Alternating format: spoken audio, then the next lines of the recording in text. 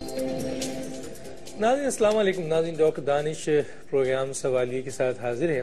ناظرین آج 3 مہمان ہیں. انٹرو میں کیا دوں، ایشو تھوڑا سا ڈسکس کرتے ہوئے آگے چلوں گا، اور وہ یہ ہے کہ ایک طرف میں 1.5 ارب ڈالر کی گونج ابھی تک باقی ہے اور اب تو اراکین پارلیمنٹ اور لیڈر آف اپوزیشن واضح طور پہ کہہ رہے ہیں کہ حکومت وزیر اعظم کے یقین دلانے کے باوجود کہ یہ ریٹائرڈ فوجی اور ہتھیار جو ہے یہ اس کے عوض دیا گیا ہے، اور یہ حکومت کسی ایسے معاملات میں انوالو نہ ہو جس میں 2 اسلامی برادر ملک کے اختلافات یا لڑائی جو ہے اس میں پاکستان اس کا حصہ کسی بھی صورت میں نہ بنے. دوسری طرف ایک اور بات بھی ہے، اور وہ یہ ہے کہ پراکسی وار جو ہے وہ دنیا میں آپ دیکھ رہے ہوں گے کہ اب مدرسوں سے نکل کر مسلک کی لڑائی اب حکومتوں کے درمیان شروع ہو گئی ہے اور پوری اسلامی دنیا اس میں انوالو ہو گئی ہے. اس کے ساتھ ساتھ پاکستان کے اندر جو پراکسی وار کئی عرصے سے لڑی جا رہی ہے، جس میں پاکستان کی معصوم عوام کا خون بہتا ہے، اس میں 2 بڑی ملکوں کا انوالومنٹ اپنی جگہ موجود ہے.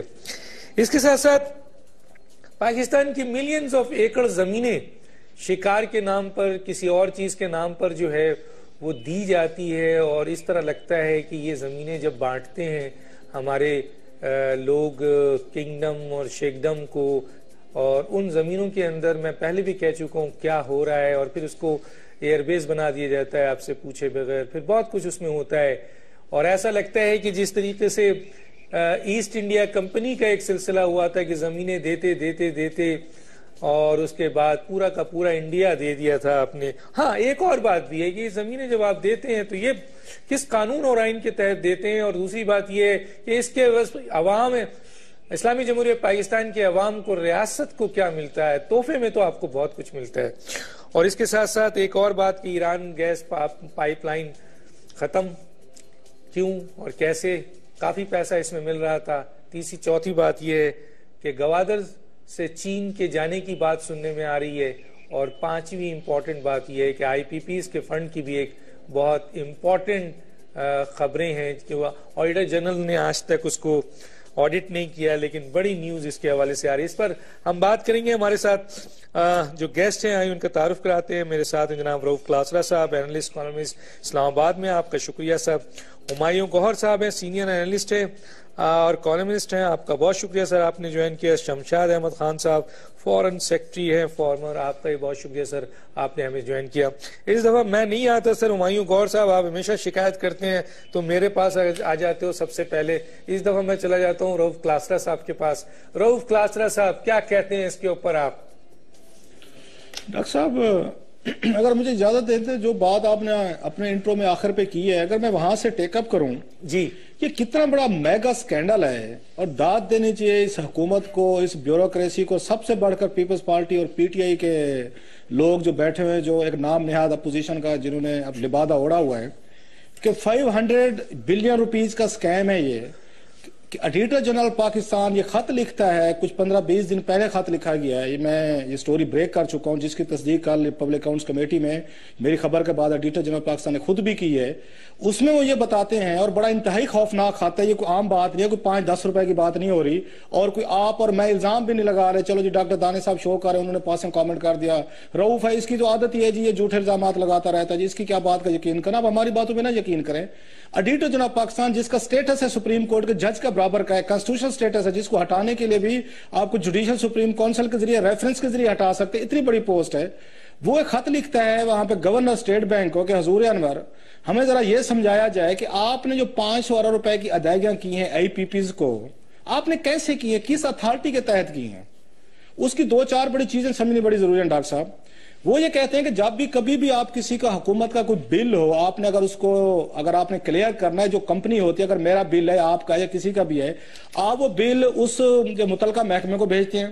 وہ متعلقہ محکمہ آپ سے بلز کو کلیکٹ کر کے فائنانس منسٹری کو بھیجتا ہے اور فائنانس منسٹری پھر وہ بھیجتی ہے AGPR کو جو اکاؤنٹس کے لوگ ہیں کہ آپ ذرا اس کا پری آڈٹ کر رہے ہیں. پری آڈٹ کو سمجھنا بڑا ضروری ہے. پری آڈٹ سے مراد یہ ہے کہ آپ کے پاس وہ بلز آتے ہیں, آپ کے پاس جو ان کی ایکچوئل سپینڈنگ ہے, ان کی ایکچوئل کنزمپشن ہے, کتنی پیمنٹس ہوئی ہیں کتنی نہیں ہوئی, ان کو ویریفائی کرتا ہے. ویریفائی کرنے کے بعد وہ لوگ جو ہیں فائنانس منسٹری کو لکھتے ہیں کہ اتنا بجٹ ہماری ڈسپوزل پہ رکھا جائے, ہم پیمنٹ کریں گے.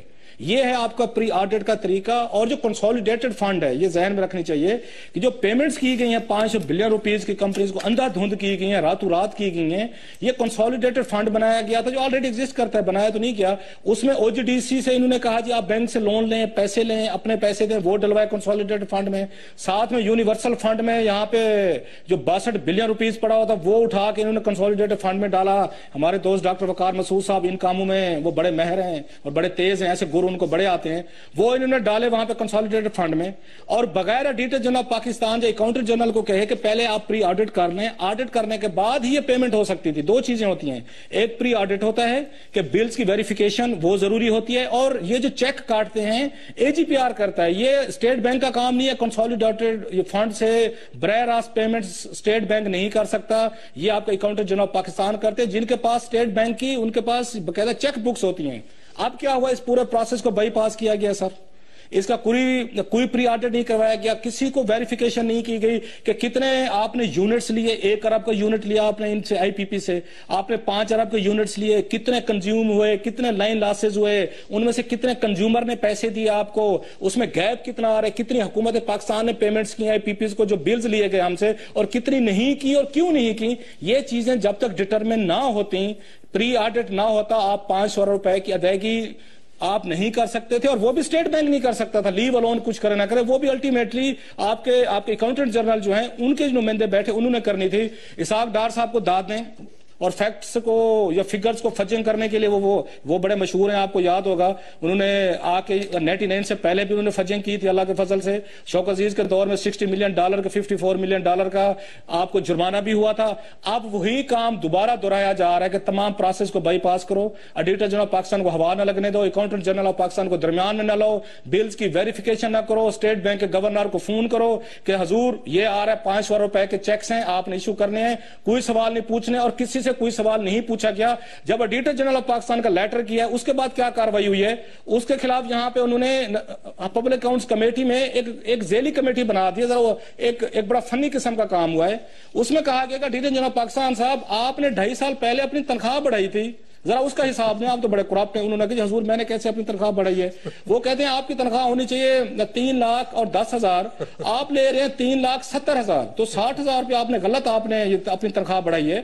انہوں نے کہا حضور آئین کے تحت جو فیڈرل سیکریٹری کی تنخواہ ہے اس کے اوپر 20% آڈیٹر جنرل پاکستان کو اس کے اوپر زیادہ ملتا ہے, تو 3 لاکھ روپے سم تھنگ ایک فیڈرل سیکریٹری کی تنخواہ ہے, 20% مجھے اس پہ ملتا ہے. تو یہ تو ایک قانون کے تحت اور اسی آئیڈیا کے تحت مل رہا ہے. پبلک اکاؤنٹس کمیٹی کی جو نواز شریف صاحب کی پارٹی کے ان کے ممبر ہیں وہ انویسٹیگیشن کر رہے ہیں, وہ بیٹھ کے اس چیز کی انویسٹیگیشن کر رہے ہیں کہ آڈیٹر جنرل پاکستان کو 3,70,000 روپے تنخواہ کیوں مل رہی ہے, ان کو 3,10,000 کیوں نہیں ملتی. تو سزا دینے کے لیے کہ حضور آپ کو جرات کیسے ہوئی ہے کہ آپ نے 500 ارب روپے کے بارے میں آپ نے کیوں خط لکھ دیا ہے کہ ہم نے پیمنٹ کی ہماری مرضی میں آپ کے روکوں گا, ذرا میں اپنے دوسرے گیسٹ سے بھی لوں. میں آتا ہوں جناب ہمایوں گوہر صاحب کی طرف. ہمایوں گوہر صاحب سے پوچھنا چاہوں گا کہ ہمایوں گوہر صاحب اس وقت $1.5 ارب کے حوالے سے جو نیوز ہے, اور لیڈر اپوزیشن اراکین پارلیمنٹ, پہلے تو حکومت نے اس کو چھپایا, پھر حکومت نے بتایا, بتانے میں بھی بہت مختلف چیزیں ہیں. اب یہ سمجھ میں نہیں آتا ہے کہ یہ تحفہ ہے, یہ امداد ہے, یہ قرض ہے. لیکن جو سوال یہ پیدا ہو رہا ہے کہ یہ جو کچھ بھی ہے, اگر اس کے عوض وہ کہتے ہیں کہ جی ریٹائرڈ فوجی جائیں گے, اسلحہ جائے گا, اسلحہ بیچنا کوئی بڑی بات نہیں ہے, بیچنی چاہیے دوست ممالک کو, لیکن اگر یہ دوست ممالک کے خلاف استعمال ہوتے ہیں فوجی اور اسلحہ, کیا کہیں گے اس کے اوپر؟ دیکھیں, ایک تو اس بات میں بہت اس وقت کنفیوژن ہے, کیونکہ آپ $1.5 ارب کی بات کر رہے ہیں. میری معلومات یہ ہیں کہ یہ 4.5 ارب ہے, جس میں سے 3 ارب افواج کے لیے ہے اور 1.5 ارب پتہ نہیں کس چیز کے لیے ہے, اور کس کھاتے میں آ رہا ہے اور کس شکل میں آ رہا ہے. اور اسی افواہ کی وجہ سے آپ کا روپیہ جو تھا وہ ڈالر کے ساتھ طاقتور ہوا تھوڑا. تو یہ اب جو ہمیں سننے میں آتا ہے کہ جی ہم سیریا اپنی افواج بھیجیں گے یا اپنے وہاں کوئی جنگجو قسم کے لوگ طالبان کے یا القاعدہ کے بھیج دیں گے، تو پتہ نہیں اگر یہ بات سچ ہے بہت شرم کی بات ہے، کیونکہ ہم اب کرائے کے بن گئے ہیں. دوسرا یہ بات صحیح ہے کہ سعودی عربیہ اور امارات دونوں اور بھی ممالک نے تاریخی طور پہ ہم سے فوجیں لی ہیں. 30,000 تک سعودی عربیہ گئے ہیں ماضی میں. ان کا تحفظ شاہی خاندان کا تحفظ کر رہے ہیں، سعودی عربیہ کا ایسا سچ نہیں. اب وہ بہت انسیکیور فیل کر رہے ہیں. ان کا وہ جو امریکہ کے ساتھ ایک تعلق تھا دوستی کا، اور جس میں امریکہ ان کو بیسکلی وہ ان کا تحفظ کرتا تھا، وہ اب خراب ہوتا جا رہا ہے سیریا کی وجہ سے، ایران کی وجہ سے، اور ان کا توجہ دنیا میں اور طرف جا رہی ہے جیسے یوکرین ہے. تو یہ اس وقت گھبرائے ہوئے ہیں. تو یہ ان کو چاہیے کوئی ایسے لوگ جن پہ یہ اعتماد کر سکیں کہ یہ ہمارا تحفظ کریں. یہ بھی ایک 100% میں نے تو کوئی معاہدہ نہیں دیکھا، نہ آپ نے دیکھا ہے، مگر یہ باتیں جو سن رہے ہیں ہم یہ وہ ہیں. اگر یہ صحیح ہیں، آدھی بھی صحیح ہیں، تو یہ میرے خیال میں اچھی بات نہیں ہے. یہ شرم کی بات ہے کہ شکار گاہیں دینا تو ایک بات ہوتی ہے، مگر اپنی افواج دے دینا یا اپنے شہری دے دینا یا کوئی اور شہری جو آپ کے ملک میں آ کے بیٹھے ہوئے ہیں زبردستی سے اور دہشت گردی کر رہے ہیں ان لوگوں کو دے دینا، مطلب یہ ایک جس کو روگ سٹیٹ کہتے ہیں نا، وہ یہ چیزیں کرتے ہیں. مگر مجھے حیرانگی تو اس بات پہ، دیکھیں نا اب جو روس نے بات کی ہے بالکل صحیح باتیں کی ہیں، ہمیں پتہ ہیں. مجھے حیرانگی اس بات پہ کہ آپ لوگ سارے خود کیوں حیران ہو رہے ہیں؟ کیوں آپ کو پتہ نہیں تھا یہ ہوگا؟ آپ نے ہماری یہ جو جمہوری حکومتیں ہوتی ہیں، خواہ وہ پیپلز پارٹی کو یہ شاہ وہ نون کی ہو، ان کے ماضی ٹریک ریکارڈ نہیں دیکھے؟ کیوں امید باندھ کے بیٹھے تھے کہ ان سے کوئی خیر خواہی آئے گی؟ ان سے تو چیزیں اور بری ہوتی جائیں گی. اب آپ دیکھیں میں یہاں شال پہن کے کیوں بیٹھا ہوں، اس لیے سردی تو یہاں بہت ہے، بارش ہو رہی ہے، مگر گیس بھی نہیں ہے، تو گھر کو گرم ہی نہیں کر سکتے. ابھی شمشاد صاحب پروگرام سے پہلے بتا رہے تھے لاہور میں بجلی نہیں ہے، اور یہ وہ لوگ ہیں جو کہتے تھے کہ اگر 6 مہینے تک بجلی نہ آئی تو میرا نام بدل دینا. اب میرا نام شہباز شریف نہیں ہوگا، چراغ دین رکھ دیں گے. میرا مطلب ہے کہ یہ جھوٹ بولنا غلط، اس طرح یہ قسمیں کھاتے ہیں، وعدے کرتے ہیں جیسے آپ اور میں جلیبیاں بھی نہیں کھاتے. مگر حیرانگی مجھے اس بات پہ ہے ان لوگوں پہ جو ان سے کوئی اچھی امید باندھ کے بیٹھے ہوئے تھے. ہمارے ساتھ وہی ہو رہا ہے جو ہمارے ساتھ ہونا چاہیے، اور چاہیے اس لیے کہ ہم نے ان کو منتخب کیا ہے. خواہ دھاندلی ہوئی ہے، نہ بھی ہوتی دھاندلی تو ان کو بہت ووٹ مل رہا تھا سب کو. میں صرف نون کی بات نہیں کر رہا، پیپلز پارٹی کو بھی مل رہا تھا، سب کو مل رہا تھا. تو ہم اپنے فیصلوں کا خمیازہ بھگت رہے ہیں. تو اب میں چاہتا ہوں کہ بھگتتے رہیں، کیونکہ یہ ایک قسم کا ہم سکول ہے جس میں ہم جا رہے ہیں اور سخت وقت آیا ہوا ہے. مگر سخت وقت سے ہم گزریں گے تو ہم سبق حاصل کریں گے. سخت وقت سے ہم گزریں گے تو ہمیں پتہ چلے گا کہ کون ہمارا دوست ہے اور کون ہمارا دشمن ہے. ہمارے جو سیاستدان ہیں یا آپ ان کو لیڈر کہتے ہیں، یہ ہیں. ویلکم بیک ناظرین. شمشاد احمد صاحب، میرا سوال آپ سے 2 ہے، اور وہ ایک یہ ہے کہ ماضی میں پاکستان کے حکمرانوں نے پاکستان کی ملین ایکڑ زمین جو ہے شیخ ڈم کنگڈم کو ان کو عطا کی ہے، دے دی ہے. کس قانون اور کس آئین کے مطابق ملین آف ایکڑ زمینیں دی جاتی ہیں؟ اور یہ بتائیے کہ یہ جو ہے اس کا فائدہ پاکستان کی عوام کو یا ریاست کو کیا ہے؟ ذاتی تحفے تو ہم نے سنے، ایک چیز. اور دوسرا یہ کہ یہ پراکسی وار کے لیے جہاں اسلامی ملکوں میں پراکسی وار ہو رہی ہے، وہاں براہ راست جو لڑائی ہے اس میں ایک طرف تو ہم دیکھتے تھے کہ پاکستان کے معصوم شہریوں کا خون بہہ رہا ہے اسی پراکسی وار کی وجہ سے، 2 ممالک کی وجہ سے. اب پاکستان کے فوجی بھی اور ہتھیار بھی اگر ان 2 مسلم ممالک جسے ہم اپنے برادر ممالک کہتے ہیں، ایک پڑوسی ہے اور ایک ماضی میں جس نے کافی کام بھی کیا ہے، اگر اس میں انوالو ہوتے ہیں کیا بنے گا پاکستان کا؟ جی ڈاکٹر صاحب، پہلے میں آپ نے جو دوسرے دو مہمانوں کے ساتھ گفتگو کی تھی، میں اس مسئلے پر بات کرنی چاہوں گا مختصر طور پر. ٹھیک ہے. کہ ہمارے مسائل بے پناہ ہیں یقیناً، اور لیکن یہ ہے کہ مسائل اتنے ہیں کہ زیادہ تر وہ علامتوں کی شکل میں ہیں اور کسی کی توجہ اصل ڈیزیز کی طرف نہیں جاتی. ہم سمپٹمز کے اتنے عادی ہو گئے ہیں کہ اب بیماری کی بات نہیں کرتے، اور بیماری کا جہاں تک تعلق ہے تو میری نظر میں صرف ایک بیماری ہے ہمارے ہاں، اور وہ ہے حکمرانیت بس. اور وہ بیماری صرف موجودہ حکومتی دور تک محدود نہیں ہے، یہ گزشتہ 66 سالوں کی داستان ہے. اور اس بیماری کا خاتمہ جب تک نہیں ہوگا تو یہ علامتیں بدستور قائم رہیں گی، یعنی کرپشن کی صورت میں، لوڈ شیڈنگ کی صورت میں، معیشت کی بدحالی کی صورت میں، بدامنی کی صورت میں، وائلنس کی صورت میں. یہ سب علامتیں ہیں اس حکمرانیت کے نہ ہونے کی وجہ سے. اور یہی حکمرانیت کا ہی جو ایلیمنٹ ہے وہ مجھے لاتا ہے آپ کے سوال کی طرف. آپ نے جو کہا کہ جس طریقے سے ہم بیرونی شہزادوں کو، حکمرانوں کو ملینز آف ایکرز زمین مہیا کرتے ہیں ان کی شکار گاہوں کے طور پر، یہ دنیا میں کہیں نہیں ہوتا ڈاکٹر صاحب. یہ صرف ہمارے ملک میں ہوتا ہے، اور اس کی وجہ یہی ہے کہ ہمارے حکمرانوں کو بالکل اس بات کا ادراک نہیں کہ آزادی کیا ہوتی ہے، اور ہمارے ملک کی جو علاقائی سالمیت ہے اس کے کیا معنی ہوتے ہیں. تو وہ اپنی مرضی کے مطابق، اپنے ججمنٹ کے مطابق، اپنا جسچر کے طور پر شہزادوں کو، گلف کے جتنے بھی شیخڈمز ہیں یا ایمریٹس ہیں، ان کے حکمرانوں کو، وہ ہر سال وہ آتے ہیں ہمارے ملک پہ شکار کھیلتے ہیں، چلے جاتے ہیں.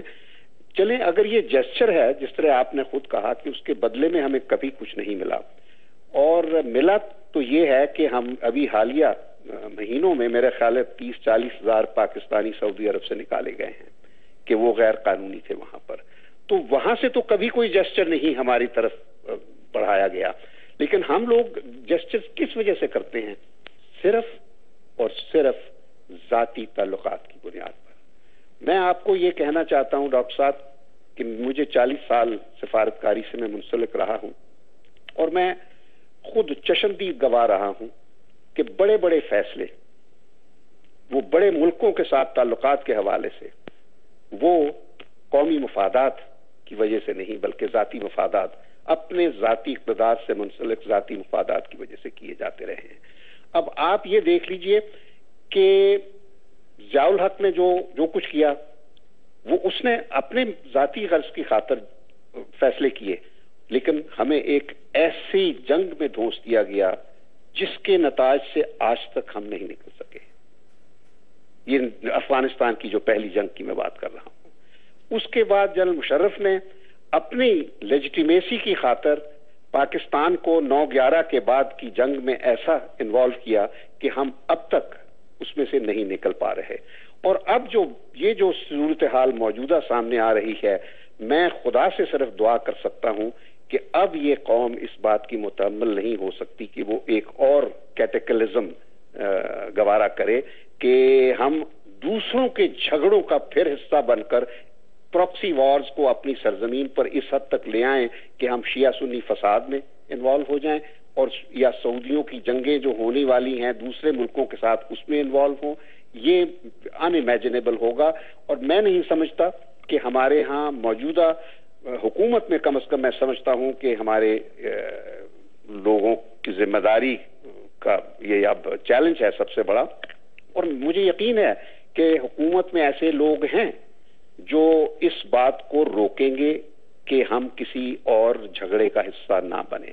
اور جہاں تک یہ ہے کہ $1.5 بلین ملا، 3 بلین ملا، سچی بات ہے مجھے تو اس بات کا کچھ علم نہیں ہے. اور ویسے تو لین دین تو ملکوں کے درمیان رہتا ہے، یہ کوئی نئی بات نہیں ہے. پہلے کیری لوگر بل کے تحت بھی ہم $1.5 بلین ہر سال کے حوالے سے ان سے امداد لیتے رہے ہیں. شرم کی بات ہے. میں ذاتی طور پر میں یہ جو امداد لینے والی بات ہے یا قرضے لینے والی بات ہے، میں کبھی ذاتی طور پر اس سے متفق نہیں رہا ہوں. میں سمجھتا ہوں کہ جب بھی ہم نے کبھی کسی سے لیا اس کے بدلے میں ہمیں اپنی آزادی کا کچھ نہ کچھ حصہ دینا پڑا. ٹھیک ہے سر، میں ذرا رؤف کلاسر صاحب کے پاس آتا ہوں. رؤف کلاسر صاحب کیا کہیں گے؟ یہ 1.5 ارب ڈالر جو ہے حکومت کہتی ہے کہ جناب ہمیں بس ایسے ہی دیا گیا ہے، کیا کہیں گے آپ؟ بڑی خوبصورت گفتگو کی ہے. پہلے گور صاحب نے کی ہے اور اب شمشاد صاحب نے. بڑا نام ہے، دونوں کا بڑا نام ہے، بڑے ان کا ایکسپیرینس ہے، بڑے پڑھے لکھے اور یہ سمجھدار لوگ ہیں. میں نے یہ خود بھی سیکھا ہے ان کی باتوں سے. اس کے بعد میں اس پہ کیا ایڈ کر سکتا ہوں اتنے بڑے ان کی 2 آبزرویشنز کے بعد یا انفارمیشن کے بعد؟ ایک ریکویسٹ میں ضرور کروں گا شمشاد صاحب سے. انہوں نے بھی بات کی کہ 40 سال ان کا ڈپلومیٹک ورلڈ کا ان کا تجربہ ہے. جو میری ریکویسٹ ہے، جو پاکستان میں ہمارے اس طرح کے جو اتنے ایکسپیرینس اور پڑھے لکھے لوگ ہیں جو یہ ٹاپ پوزیشنز پہ رہتے ہیں، بہت سارے ان کے پاس نیشنل انٹرنیشنل ڈیولپمنٹ سیکرٹس ہوتے ہیں جس کا خود بھی وہ اظہار کر رہے تھے. ان کو کتاب لکھنی چاہیے تاکہ ہمارے جیسے جو لوگ ہیں جو اس وقت ان مواقع پہ موجود نہیں ہوتے، جو مسنگ لنکس ہوتے ہیں، جو گیپس ہوتے ہیں، دنیا بھر میں یہ کتاب میں لکھی جاتی ہے. اور مجھے یہ شکایت رہتی ہے اپنے اس طرح کے جو ہمارے شمشاد صاحب جیسے ہیں اور بہت سارے ٹاپ گن جو رہی ہے کہ یہ بکس نہیں لکھتے، یہ اپنا جو انفارمیشن ہے، جو نالج ہے، اس کو ٹرانسفر نہیں کرتے. اور یہ بات میں نے ان سے ریاض کھوکر صاحب سے بھی کی تھی، وسیم حقی صاحب کے گھر بیٹھے تھے، ان سے بھی میں نے کہا تھا کہ یہ چیزیں، اس طرح کی اہم چیزیں آپ شیئر کریں، قوم کے سامنے چیزیں لائیں، ہمیں ایجوکیٹ کریں. ہمارے پاس انفارمیشن، نالج، ایکسپیرینس آپ لوگوں کا ہی آگے آئے گا جو چلے گا. اس لیے تو میں نے ایک ذاتی ریکویسٹ کرنی تھی کہ انہیں کتاب لکھنی چاہیے اور بڑے اہم موقعوں پہ انہوں نے سرو کیا پاکستان کو اور بڑی امپورٹنٹ چیزیں ہمارے ساتھ شیئر کر سکتے ہیں. 1.5 ارب کے حوالے سے کچھ میرے پاس چھوٹی موٹی جو انفارمیشن یا ڈیٹیلز ہیں وہ بڑی انٹرسٹنگ ہیں. ایک تو میرا خیال ہے آپ کو سب کو پتا ہوگا، جیسے ابھی ہمارے آنریبل پینلسٹ بھی کہہ رہے تھے کہ دنیا میں فری لنچ ٹائپ کی کوئی چیز نہیں ہوتی. یہ نہیں ہو سکتا کہ 1.5 ارب ڈالر دیا گیا ہو، یا ابھی گور صاحب فرما رہے تھے کہ یہ 3.5 یا 4 ارب ڈالر تک یہ بات جا سکتی ہے. آپ کو میں اس کے ساتھ ایک ریلیٹڈ ڈیولپمنٹ بتاؤں، وہ بڑی انٹرسٹنگ ہے کہ اس ملک کو آپ چلا کیسے رہے ہیں. ایک قومی اسمبلی میں ایک سوال آیا ہے ڈاکٹر صاحب، یہ اسی سیشن کی بات ہے جو چل رہا ہے. اسحاق ڈار صاحب سے پوچھا گیا تھا کہ حضور ہمیں یہ بتا دیں کہ آپ نے لوکل مارکیٹ سے کتنے ڈالر خریدے ہیں. اسحاق ڈار صاحب نے اس میں دنیا جہاں کی فلسفی سمجھانے کی کوشش کی ہے کہ ڈالر کیا ہوتا ہے، ڈالر بنتا کیسے ہے، ڈالر پہ تصویر کس کی ہوتی ہے، ڈالر کی ویلیو کیا ہوتی ہے. لیکن جو سوال پوچھا گیا تھا کہ حضور انوار آپ یہ بتا دیں کہ آپ نے مارکیٹ سے کتنے ڈالر خریدے ہیں اسٹیٹ بینک آف پاکستان نے، انہوں نے جواب نہیں دیا. اور نلائکوں کی اتنی بڑی تعداد بیٹھی ہوئے پارلیمنٹ میں اللہ کے فضل سے، نہ وہ کوسچن آور کو اٹینڈ کرتے ہیں پراپرلی، نہ پڑھتے ہیں، اور جس طرح کے جھوٹ بولے جا رہے ہیں قومی اسمبلی میں اور جس طرح کی غلط انفارمیشن وہاں پہ پلیس کی جاتی ہیں، اس پہ کوئی بندہ بات کرنے کو تیار نہیں ہے، نہ کسی کو سمجھ آتی. ایون پی ٹی آئی، میں مانتا ہوں پی ٹی آئی کی نیت بڑی صاف ہوگی، لیکن ان میں کیپیسٹیز کے ایشو ہیں، نااہلی کے ایشو ہیں، نہ یہ پڑھتے ہیں چیزیں، نہ سمجھتے ہیں. وہ وار اینڈ ٹیرر، یا وہی ان کے ذہن میں وہی ایک ڈرون بیٹھا ہوا ہے، ایک امریکہ بیٹھا ہوا ہے، اس سے کام وہ کسی پہ بات کرنے کو تیار بھی نہیں ہے، جس سے آپ کی گورننس خراب ہوئی ہے. پیپلز پارٹی پہلے مل چکی ہے ان کے ساتھ، اس میں کوئی شک والی بات نہیں ہے. وہ اس میں سیریسنیس کا مظاہرہ ہے آپ کو پارلیمنٹ میں. ایک اور آپ کو ٹرینڈ سناؤں، میں آپ کو ایک اور ٹرینڈ بتاؤں جو قومی اسمبلی میں، کیونکہ قومی اسمبلی ہمیں ریپرزینٹ کرتی ہے. آج کل جو سپیکر قومی اسمبلی صاحب ہے سردار اعجاز صادق صاحب، انہوں نے ایک نیا طریقہ واردات ایجاد کیا ہے. جو اہم سوال کیا جاتا ہے، کچھ لوگ ہیں جو بڑے اچھے سوالات کرتے ہیں، پوچھتے بھی ہیں، اس میں ڈاکٹر عارف الوی صاحب بھی ہیں، محنت کرتے ہیں، اور بڑے لوگ ہیں وہاں پہ جو بیٹھ کے پوچھتے ہیں. اس میں ان سے جو بھی اہم سوال یہ ڈالا جاتا ہے، سپیکر قومی اسمبلی صاحب اعجاز صادق صاحب جو ہیں وہ سوال کو ڈک کر دیتے ہیں کہ یہ سوال مناسب ہی نہیں ہے، آپ پوچھ ہی نہیں سکتے. یہ نیا ایک ڈکٹیٹرشپ قائم کر دی گئی ہے جمہوریت کے نام پہ. بھئی ایک پارلیمنٹ ہے، قومی اسمبلی ہے، ایم این اے کا پریویلیج ہے کہ وہ سوال پوچھے گا گورننس سے ریلیٹڈ. انہوں نے کہا جی پرائیویٹائزیشن پہ آپ سوال نہیں پوچھ سکتے، پی اے کو ہم کیوں بیچ رہے ہیں، کیسے بیچ رہے ہیں، اس پہ نہیں پوچھ سکتے. آپ پاکستان سٹیل مل سے کیسے تباہ ہوگی، کیوں تباہ ہوگی، اس پہ آپ سوال نہیں پوچھ سکتے. آپ ریلوے میں پچھلے 5 سالوں میں کتنا سکریپ بیچا گیا ہے، जीआर वाइज क्यों बेचा गया, किसको बेचा गया, ये डिटेल मांगी गई। अयाज सादिक ने कहा जी बिल्कुल किसी में आप मेरी गुस्ताखी कर नहीं सकते, हम ये सवाल पूछने की इजाजत नहीं देंगे। आपको मैं बता रहा हूं कि कैसे हुकूमतों को यहाँ पे रन किया जा रहा है। हमें ये बताया गया था एक जमहूरी हुकूमत आ रही है, पार्लियामेंट्री लोग आ रहे हैं, लोगों ने उनको इलेक्ट किया है, पता ये चला है जमहूरियत के नाम पे आप बदतरीन किस्म की आप डिक्टेटरशिप कायम कर रहे हैं। ना आप पार्लियामेंट आते हैं, ना कैबिनेट के इजलास रेगुलर होते हैं। आप देख रहे पंजाब में भी नहीं होते ये कैबिनेट के इजलास, फॉरन ऑफर कभी हम सुनते हैं। सेम कल्चर यहाँ पे इस्लामाबाद में देखते हैं। लास्ट मेरा ख्याल कैबिनेट मीटिंग को एक महीने से ज्यादा हो गया। आपने किचन कैबिनेट बना दिया जिसमें आपके रिश्तेदार बैठ गए, कुछ आपकी बिरादरी के बैठ गए, आपके 5-6 लोग हैं जो बैठ के हुकूमतें चला रहे। बहुत सारे वजीर हमें कहते हैं कि जनाब कि आप जो हमें कुछ टाइम लेके दे दें अगर आपकी किसी से दुआ सलाम है या नहीं है। तो ये वो इश्यूज हैं जो गवर्नेंस से रिलेटेड, जिसकी बात शमशाद साहब कह रहे थे। एक आपने अपने इंट्रो में सवाल किया था कि ये जो आप इनको शिकार करने की इजाजत देते हैं वो क्या ये ड्रामा है। इस पर भी कौमी असेंबली में सारे कल परसों एक सवाल डाला, उसमें पूछा गया था कि ये बताएं यूएई से जो लोग आए थे यहाँ पे शहजादे आए थे, कैसे उन्होंने तीतर के शिकार किए, तिलवर के किए, बला बला के किए। बाकायदा पाकिस्तान का कानून बनाया गया है कि ये जो शहजादे आएंगे शिकार करने के लिए 100 या तीतर का शिकार कर सकते हैं, या तिलोर वगैरह कहते हैं उसको कर सकते हैं। और 4 सफात की उन्होंने एक वहां पे पेश किया कौमी असेंबली में कि उसको एसओपीज क्या है। वो एसओपीज बड़ी पढ़ने वाली है, इंटरेस्टिंग है। इतनी मेहनत हमारी ब्यूरोक्रेसी और रूलिंग लीड अपने मुल्क के मसाइल को हल करने के लिए कर लेती है कि जो इन्होंने एसओपीज बनाई है, टीओआर बनाई है कि शहजादा साहब आएगा, क्या प्रोटोकॉल होगा, कहां कैंप लगेगा, वो कितने दिन कैंप लगाएंगे, कितने उनके हट्टो बच्चे सरकार होंगे, उनको जाते वक्त क्या करनी है। मैं आगे भी बन गया डॉक्टर साहब, मैं आगे भी बात कर लूं। साहब मेरे साथ हुमायूं गौहर साहब बना लिया उन्होंने, अरबू ने, हुमायूं गौहर साहब से ही पूछ लेता हूं। हुमायूं गौहर साहब, प्रॉक्सी वॉर खास तौर पे क्या कहेंगे इसको? पाकिस्तान में हमारे मासूम जो लोग मारे जा रहे हैं इन 2 मुल्कों के अपने इंटरेस्ट क्लैश की वजह से, और फिर ये बढ़ता बढ़ता पूरी इस्लामी मुल्कों में चला गया। और आप ये देख रहे हैं कि अगर वाकई ये फौजी जाते हैं और इस तरीके से हमारे फौजी इन्वॉल्व होते हैं, हथियार इन्वॉल्व होता है, तो हमारे पड़ोस में तो ईरान बैठा है। ईरान सीरिया में हुकूमत को सपोर्ट कर रहा है, बागियों को कोई और सपोर्ट कर रहा है, बहरीन में कोई हुकूमत को सपोर्ट कर रहा है, बागियों को कोई और सपोर्ट कर रहा है। तो ये फिर हमारी जो अभी पिछले दिनों मैंने देखा कि ईरान और पाकिस्तान बॉर्डर पे भी क्लैश शुरू हो गए, तो ये इसका नतीजा तो नहीं है? ये सब चीजें बहुत हद तक इसका नतीजा है, बिल्कुल है। और ये प्रॉक्सी वॉर्स में हम जो घुस जाते हैं ये हमारे लिए अच्छा नहीं है, इस्लामी दुनिया के लिए भी अच्छा नहीं है। मगर इस्लामी दुनिया जब अपना ख्याल खुद ही नहीं रख रही तो और आके क्यों रखेगा कोई। अब ये प्रॉक्सी वॉर जो है, ये रऊफ क्लासरा साहब ने बड़ी अच्छी बात कही है कि हम तो समझते थे कि दड़बे में से एक जमहूरियत निकलेगी, ये एक जमहूरी डिक्टेटरशिप निकल रही है। ये मैं बड़े सालों से बात कह रहा हूं कि ये जो इलीट रूल करती है ना, ये सब एक है, इनमें कोई फर्क नहीं है, सिर्फ लिबास का फर्क है। या उन्होंने मेरे जैसा लिबास पहना होता है कोटी के साथ, या उन्होंने सूट टाई लगाई होती है, या उन्होंने फौजी लिबास पहना होता है। ये हैं सब एक। देखिए ना, अगर फौजी हुकूमत ने आपको 9/11 के बाद धकेल दिया एक जंग में जिससे आपको बड़ा नुकसान हो रहा है अभी तक, ठीक है भाई, उसके बाद उसको तो अब गए हुए कोई 8 साल हो गए हैं, 7-8 साल जितने भी हुए हैं। मेरा मतलब है कि आपने खत्म क्यों नहीं किया? बिल्कुल, आपको कोई किसी ने पैरालिसिस का टीका लगा दिया, आप एकदम कह देंगे जी हम अब इसे निकल रहे हैं, आप अपना सामान उठाएं और जाएं इधर से। वो भी नहीं आप करते, बिकॉज आप बातें ही करते रहते हैं।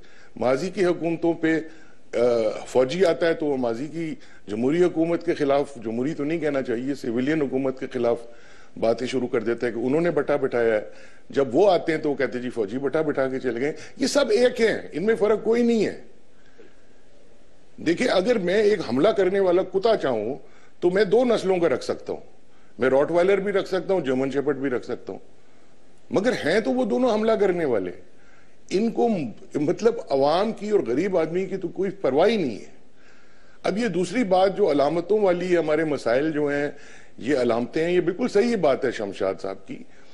और उन्होंने जो उसकी जड़ निकाली वो ये कि हुक्मरानी का फुकदान है, ये मैंने भी अर्ज किया था, मगर ये जड़ नहीं है सर, जड़ है हमारा निजाम। यस, हाँ बिल्कुल, सियासी निजाम, इक्तिसादी निजाम, तालीमी निजाम, कानूनी निजाम, जितने हमारे निजाम इस आइन के तहत निकले हैं ये जड़ है। اور آئین کو میں نہیں کہتا ختم کرو یا بالکل نیا آئین بنا دو، میں یہ کہتا ہوں کہ یہ جو آئین ہے اس میں آپ ترامیم کر کے اس سب کو ٹھیک کریں. آپ ایک اپنے آپ کو اسلامی ریاست کہتے ہیں، آپ کو ہونا چاہیے اسلامی فلاحی ریاست، جہاں ریاست کا فرض ہے کہ حقوق العباد کو امپلیمنٹ کرے. وہ یہ کرتے نہیں ہیں. اسلام کہتا ہے کہ اپنوں میں سے چنو اور اپنوں میں سے بہترین میں سے چنو، اس کا کوئی طریقہ نکالیں. اگر آپ میرے سامنے 4 8 10 چور کھڑے کر دیں اور کہیں کہ ان میں سے ایک کو منتخب کر لو، تو 60-70% تو ہم میں سے کرتے ہی نہیں ہیں. مگر جو تھوڑے بہت کرتے ہیں ان کو چور ہی کر رہے ہیں نا، کیا کرے وہ. اسلام کہتا ہے کہ آپ ان لوگوں میں سے چنیں جو بہترین میں سے ہیں. تو آپ کا نظام ایسا ہونا چاہیے کہ بہترین لوگ ہی کھڑے ہوں اس میں.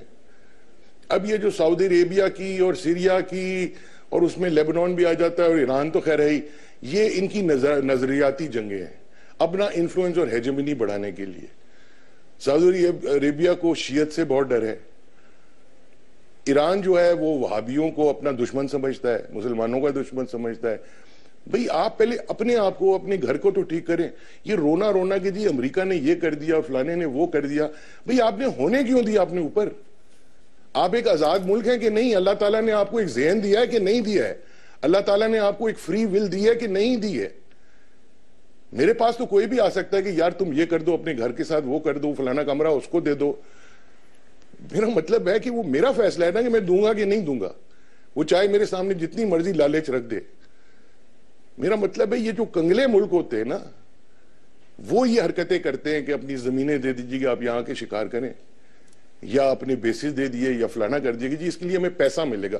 پیسہ تو ایک شیطان کی بنائی ہوئی چیز ہے اور اللہ اس سے بچائے. یہ جو سورہ بقرہ ہے یہ اسی پہ ہے نا کہ یہ جو اس وقت یہودی جو تھے جب حضرت موسیٰ ماؤنٹ سائنائی پہ گئے ہوئے تھے تو انہوں نے وہ سونے کا بچڑا بنانا شروع کر دیا تھا اور اس کی وہ پوجا کرتے ہیں. تو ہم لوگ بھی وہی پوجا کر رہے ہیں. میں ایک بریک پہ جاؤں گا. پیسہ لیتے ہیں، یہ جو ہم ڈالر لیتے ہیں یہ کیا ہے؟ یہ وہی سونے کا بچڑا ہے. بالکل صحیح ہے. میں آپ اپنے آپ کو مسلمان کہتے ہیں، آپ حادثاتی مسلمان ہیں ڈاکٹر صاحب. کیونکہ آپ بس اپنے فیصلے سے نہیں، آپ ایک مسلمان خاندان میں پیدا ہو گئے. بس یہی مسلمانیت ہے. مسلمان نہیں ہوتا، بلکہ آپ سے زیادہ تو میرا خیال ہے اسلام دوسری جگہوں پہ دیکھا جاتا ہے. میں ایک بریک پہ جا رہا ہوں، لیکن کہتے ہوئے جا رہا ہوں کہ کیا ہم نے یہ نہیں سیکھا کہ ہم نے افغانستان میں اگر انٹرفیرنس کی تو آج تک بھگت رہے ہیں. اب ہم دور کی بلاؤں کو، کسی نے اچھا کہا تھا کہ اب ہم دور کی بلاؤں کو گلے لگانے جا رہے ہیں. کس کے عوض؟ ان ڈالرز کے عوض. اور میں نے ایک وہ پیش کیا تھا اور وہ بخشو، اگر موقع ملتا ہے تو میں دوبارہ، بہت سارے لوگوں نے فرمائش کی تھی، میں اسے شمشاد احمد صاحب کا پوائنٹ لے کے بخشو کو بھی کوشش کرتا ہوں کہ آنر کر کے دکھاؤں، جو کہ ابھی جناب ہمارے ہمایوں گوہر صاحب نے کہا تھا. ایک چھوٹا سا بریک پہ واپس آتے ہیں. ویلکم بیک ناظرین. بہت فرمائش تھی آپ کی، میں دوبارہ ریپیٹ کرتا ہوں اور پھر اپنے مہمانوں کے پاس آتا ہوں. اس کے بعد شمشاد احمد صاحب سے ایک سوال کرتا ہوں. بخشو دیکھتے ہیں.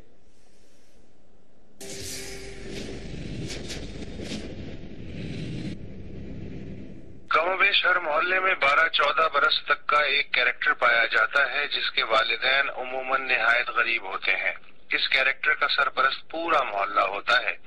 کسی کا سودا سلف لا دیا، کسی کے پاؤں دبا دیے، گاڑی دھو دی، فرش کی صفائی کر دی، کسی کام کسی بات سے انکار نہیں، سب کی آنکھوں کا تارا یہ بخشو، بھولا، چھوکرا، جیدہ. مجھے اپنا یہ ملک بھی بخشو لگنے لگا ہے جو سب کے کام آوے ہے، بھلے دوسرے اس کے کام آوے نہ آوے. یار بخشو، کوریا میں لڑائی ہو رہی ہے، اپنے کچھ فوجی لے آ. اچھا صاحب بخشو، ذرا روس کی جاسوسی کرنی ہے، ایک ہوائی اڈا تو دے، کوئی سا بھی لے لو صاحب. اوے بخشو، یہ چٹھی لے اور بھاگ کے چین والوں کو دے آ. ابھی گیا صاحب. بخشو، فلسطینیوں کی پھینٹی لگانی ہے، ذرا کچھ 2-4 تگڑے لوگ تو اردن بھیج. ابھی بھیجتا ہوں صاحب. اور یہ لے اپنا خرچہ پانی. مہربانی صاحب. میاں بخشو، یہ پکڑ بندوق اور افغانستان کو مار کے آ. مگر صاحب، ابے جانا، یہ لے پیسے، راستے میں ضرورت پڑے گی. اب منہ کیا دیکھ رہا ہے؟ ضمانت کی فکر نہ کر، میں کروا دوں گا. ٹھیک ہے صاحب، آپ کے لیے جاتا ہوں.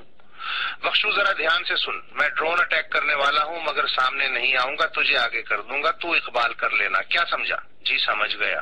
اہلن و سہلن بخشو حاجی، تم تو ہمیں بھول ہی گئے برادر. کیوں شرمندہ کرتے ہو صاحب؟ آپ کو خود آنے کی کیا ضرورت تھی؟ حکم کرتے بخشو سر کے بل حاضر ہو جاتا۔ بس حاجی ایک تو بہت دن سے تم سے ملے نہیں تھے، دوسرے تمہیں ذرا ایک تکلیف دینی تھی۔ کچھ لڑکے شام بھجوانے کے لیے ٹرینڈ کرنے ہیں، سب نے کہا اپنے حاجی بخشو سے بہتر کون ٹریننگ دے گا۔